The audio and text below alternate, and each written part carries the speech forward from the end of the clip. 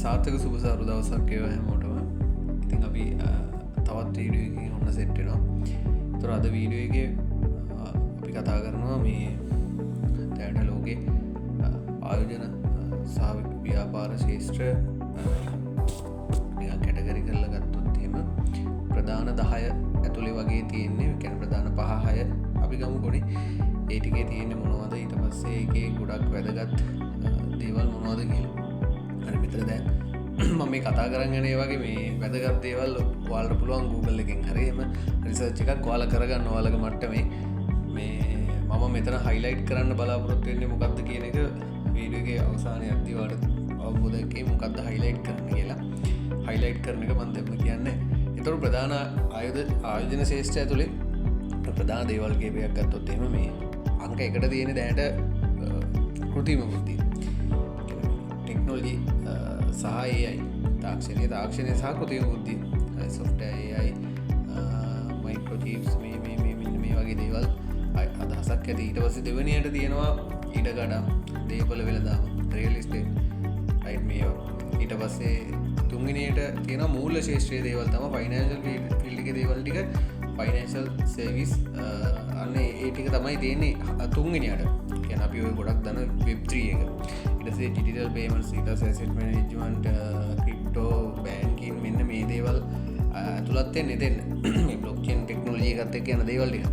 ඊට පස්සේ බල ශක්තිය, සෞඛ්‍ය සහ ඖෂධ 6 වෙනි ස්ථානයට 6 7 5 ඔන්න ඔය ටිකේ තමයි කරගෙන්නේ මේ කෘෂි කර්මාන්තය සහ කෘෂි තාක්ෂණය කියන දේ. රයිට්. ඉතින් මේ පේජ් එකෙන් කතා කරන්න ඕනේ දෙයක් ඒක. ඉතින් ඇග්‍රිකල්චර් වලට ලෝකයේ අද තියෙන තැන ගත්තාම 5 7 අතර තැනක් තමයි තියෙන්නේ මේ ශාස්ත්‍ර අතරේ ප්‍රධාන ශාස්ත්‍ර අතරේ. ඒතකොට අනිත් ශාස්ත්‍ර වල කියන්නේ ටෙක්නොලොජි වෙන්න පුළුවන්, ක්‍රිප්ටෝ, රියල් එස්ටේට් මේ ඒවා වෙනස් වුණත් ලෝක ජනග්‍රහණයට කෑම ඕනිනේ. හරිද? අරවා වෙනස් වෙන්න පුළුවන් ෆීල්ඩ් එක. හැබැයි ආහාර පාන කියන එක එදා ඉඳන්ම අපිට ඕන දෙයක්. එතකොට මේ ආහාර පාන නිපදවා ගැනීමේදී පරිසරයට හිතගාමී වෙන්න ඕනේ අපි පරිසරයෙන් මේ දේවල් ගන්න.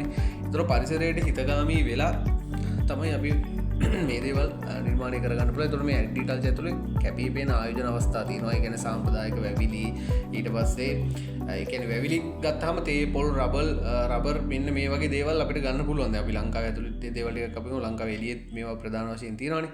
ඒතකොට මෙන්න මේවා තේ, පොල්, රබර්, කුළු බඩු නේ මේවා ගන්න පුළුවන්. එතකොට දැන් මේවට ආයෝජනය සහ මේවා ඇතුලේ ව්‍යාපාර කරනවා නම් වාසි අවාසි ටිකක් තියෙනවා. හරිද? වැඩේ ස්ථාවරයි. වැඩේ කොහොමත් ස්ථාවරයි. මොකද මිනිස්සු කණ එක නතර කරන්නේ නැහනේ. වැඩේ ස්ථාවරයි. හරිද? වැඩේ අවුලක් නැහැ. හැබැයි පොඩි ගැටලු ටිකක් තියෙනවා. මේකේ ROI එකේ ප්‍රශ්නයක් තියෙනවා. ROI එක කියලා කියන්නේ return to investment. ඒ කියන්නේ ROI එක. කෙනෙක් රිටර්න් ඉන්වෙස්ට්මන්ට් එකේ රිටර්න් එක එන්න අවුරුදු කීපයක් යනවා. කියන්නේ ලොකු කාලයක් යනවානේ. දැන් වැවිලි හරි මොනවා හරි නේ තේ පොල් රබර් වෙන්න පුළුවන් නේ. එක එක වැවිලි අවස්ථා තියෙනවා. දැන් මේවා ඉන්වෙස්ට්මන්ට් කරාට පස්සේ හෝ තමන් ව්‍යාපාරයක් පටන් ගත්තට පස්සේ යම් කිසි කාලයක් යන එක ප්‍රතිලාභ ලැබෙන්නේ. නේද? එකපාරටම මේ ගෙඩියක් ඉඳවුවට පස්සේ මේ ඇටයක් පැල කරාට පස්සේ පහුවදාට ගෙඩියෙන්නේ නැහැ. හරිද? ඒක කාලයක් යනවා. එතකොට මේ ඇවිල්ලා මේ කෘෂි කර්මාන්තය ඇතුලේ මේ පිරිසුදු ආහාර නිපදවා ගන්න, සෞඛ්‍ය ආරක්ෂිත ආහාර නිපදවා ගන්න එකට වැඩි ඉල්ලුමක් තියෙනවා. දැන් සමහර මම දැකලා තියෙනවා ඔයාලා බලන්න Google එකේ සමහර රටවල් වල මේ ෆුඩ් සිටි වල අර කියන්නේ එළවලු පළතුරු ගන්න තියෙන තැන්වල හරි සාම්ප්‍රදායික අර ඉස්සරි ධම්ම තිබ්බ මේ නේ දෙවෙනි ලෝක යුද්ධේ පස්සේ නේද ඔය මේ ඒ ඉතුරු වෙන පොටෑසියම් වලට කරන්න දෙයක් නැතුව පොහොර හදන්න පටන් ගත්තා කෙමිකල් නේ. එතකොට අන්න ඒ දේවල් මේ රසායනික පොහොර භාවිතයෙන් හදන එළවලු පළතුරු වෙනමත් ඕගනික් වලින් හදන එළවලු පළතුරු වෙනමත් තියෙනවා. දැන් අම්මා කෙනෙක් આવොත් දරුවට අරන් යන්නේ මොනවද? ගාන වැඩි වුණත් වැඩි ගානක් දීලා අර ඕගනික් සොලියුෂන්ස් තමයි මිනිස්සු බලන්නේ. එතකොට අද මිනිස්සු තාක්ෂණයත් එක්ක මේ දේවල් එක ගොඩාක් එක තැන ඉන්නේ, එක්සයිස් වෙන්නේ නැහැ නේද? ඒ වගේ දේවල් වෙන්නේ නැහැ. එතකොට අද ගොඩාක් ඉස්සර වගේ නෙමෙයි. අද විවිධාකාරයේ කැම බීම තියෙනවා. කැම බීම හදන විවිධ ක්‍රම තියෙනවා. ඉතින් මේවත් එක්ක ලෙඩ රෝග ඇඟ ඇතුළට යන නිසා right සහ දශක ගණනාවක් තිස්සේ මහ පොළොවට වසවිස මුසු කර කරනේ කියන කෘෂිකර්මාන්තයෙන්ම විතරක් නෙවෙයි මුසු වෙන්නේ වසවිස කියන එකනේ. යුද්ධයක් තිබ්බත් එහෙමයි වසවිස යනවනේ එළියට. ඒ වගේ එක එක ක්‍රම වලින් යනවා. එතකොට ඒ ගියාට පස්සේ ඒ වගේන් අවම වෙලා සෞඛ්‍ය ආරක්ෂිත ජීවිතයක් තමයි මිනිස්සු බලන්නේ. මොකද ඊළඟට ලෙඩ වුණාම ආයේ මෙඩිසින් වලටත් ඒ මිනිස්සු වැය කරන්න ඕනි සල්ලි.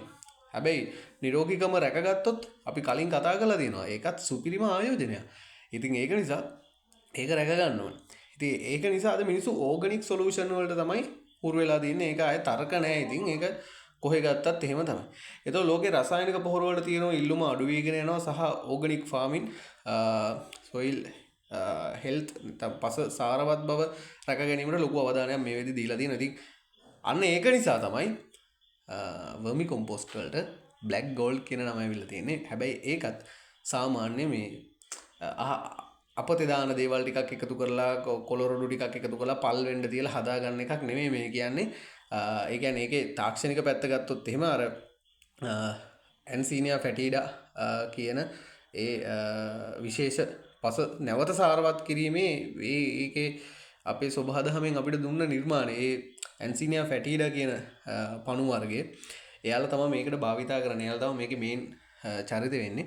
ඒක ලෝකේ ප්‍රධානම ආයෝජකයන් වැඩිපුර සල්ලි මේ වෙලාවේ ඇග්‍රිකල්චර් සහ ටෙක්නොලොජි කියන දෙක එකතු වුණ තැන් වලට තමයි මේ වෙලාවේ මිනිස්සු වැඩිපුර යොදවන්නේ. මොකද තාක්ෂණය සහ අන්නේ කියන ඇග්‍රිකල්චර් ෆීල්ඩ් එක එකතු වෙන තැන් වලට තමයි මිනිස්සු මේ වෙලාවේ තමන්ගේ මුදල් යොදවන්න බලන්නේ. ඒක සාම්ප්‍රදායික වැවිලි කියන්නේ ඇවිල්ලා ස්ථාවරයි. හැබැයි ලොකු කාලයක් යනවා ඒකේ අපිට ඒකේ රිටර්න් එක ලැබෙන්න. එතකොට ඒ අතර කෙටි කාලයක් ඇතුලේ හොඳ රිටර්න් එකක් ගන්න පුළුවන්. දැන් අර අතන අපිට ක්ලයිමේට් බලපානවා ලොකුවටම. අන්න ඒක තමයි ප්‍රශ්නේ මේ ක්ලයිමේට් බලපානවා. ඒ කියන්නේ අපිට අවශ්‍ය වෙන කාලේ අවුව නැහැ, සමහර විට වැස්ස නැහැ. ඒ වගේ ගැටලු වෙන්න පුළුවන්. හරිද? එතකොට ක්ලයිමේට් එකත් ලොකු බලපෑමක් නැතුව රයිට් ඕගනික් නිෂ්පාදන හරහා ව්‍යාපාර හරහා ඉස්සරහට යන්න පුළුවන් අවස්ථාව අද හැදිලා තියෙනවා.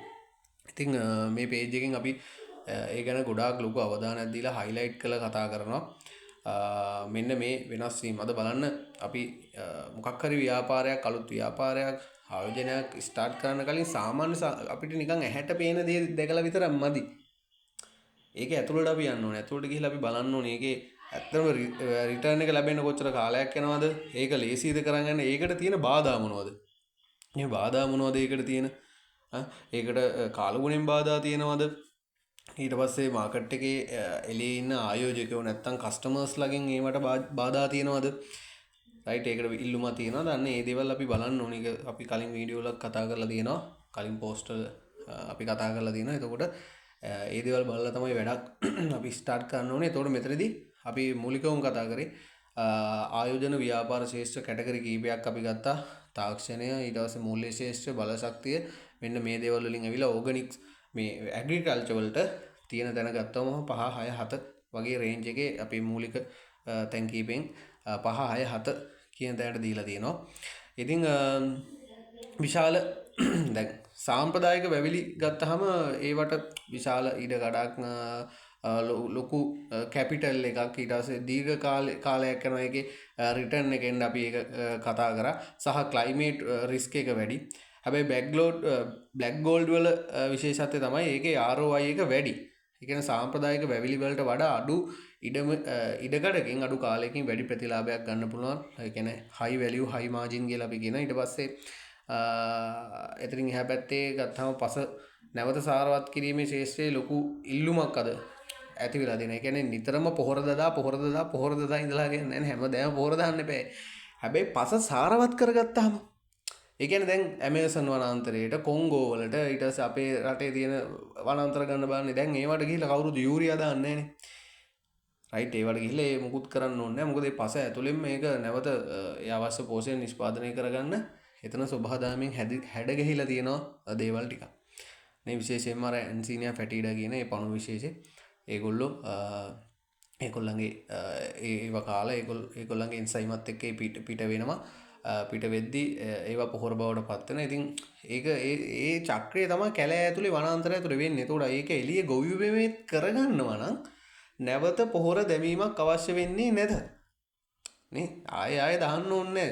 දෙපාරක් තුන් පාරක් දැම්මයින් පස්සේ පොළොව නිකම්ම ඒවත් එක්ක කවලම් වෙලා සාමාන්‍ය පසත් හොඳ පසක් වෙන්න පටන් ගන්නවා. හරිද? එතකොට ඒ කියන්නේ මේ ඒ කියන්නේ අර දීර්ඝ කාලෙම හැමදෑම කර කර ඉන්න ඕනේ නැහැ ඒක. ඒ වැඩේ පටන් ගත්තාම. රයිට්. ඉතින් ලෝකේ අද ඒකයි හුරු වෙමින් ඉන්නේ.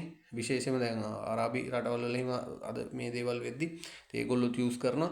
ඉතින් ඒකේ වාසිය තමයි නැවත නැවත පොහොර දවන්න අවශ්‍ය වෙන්නේ නැහැ. ඉතින් ඔයාලත් මේ වගේ මේ පොඩ්ඩක් බලන්න අද රිසර්ච් එකක් කරන්න හොයන්න බලන්න අද ලෝකේ තාක්ෂණයේ පැත්තට කොහොමද මිනිස්සුන්ගේ සල්ලි ගලාගෙන යන්නේ ආයෝජන ගලාගෙන යන්නේ ඊට පස්සේ මූල්‍ය ශේෂ්ත්‍ර පැත්තට කොහොමද යන්නේ බල ශක්තිය පැත්තට කොහොමද යන්නේ ඇග්‍රිකල්චර් වලට කොහොමද යන්නේ එහෙම බලලා හොඳ රිසර්ච් එකක් කරගෙන තමන්ගේ රිස්ක් එක මැනේජ් කරගෙන ඉන්වෙස්ට් කරන්න ව්‍යාපාර පටන් ගන්න ගේමක් ගහන්න එනවා මෙතනින් හැබැයි අපි වීඩියෝ ඉවර කරනවා ඊළඟ වීඩියෝ එකකින් අපි හම්බෙමු හැමෝටම සාර්ථක සුප සරු දවසක් වේවා